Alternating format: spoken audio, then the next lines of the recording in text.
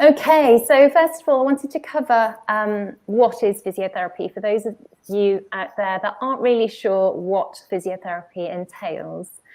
And I think largely it's a term used to restore and maintain movement and function, particularly when someone's affected by injury, illness, or disability. And we use several techniques in order to do that, which includes movement and exercise, manual therapies, electrotherapies, and a lot of our job as well covers advising you, the pet owner, on what you can do for your pet at home too. So we're going to be covering a lot of that tonight. It's a science-based profession, and we look at the whole person when we are assessing them. So we'll look at their lifestyle, what's going on behind the scenes at home, as well as obviously what we have in front of us as well when we do our physical examination. And at the core is the patient's involvement in their own care. So in our case, in your case, it's the pet owner. And we're educating you, the pet owner, raising your awareness of the condition and empowering you to participate in your pet's treatment. So obviously, we've changed some of the terms within that quote.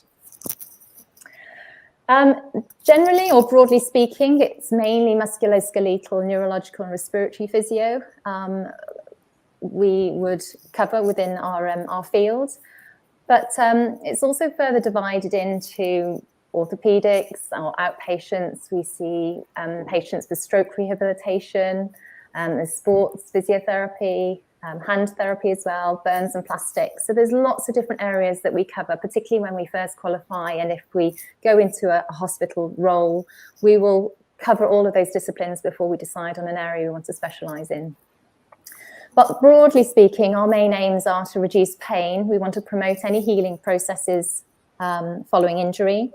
We're looking to increase and maintain muscle strength and joint range of motion.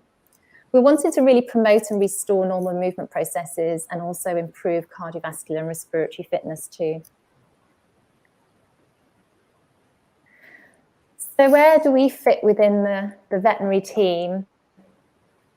And we hope that we're integral or an integral part of the multidisciplinary team. And we're using the same principles of assessment, treatment, planning, and clinical reasoning as a human physiotherapist would be.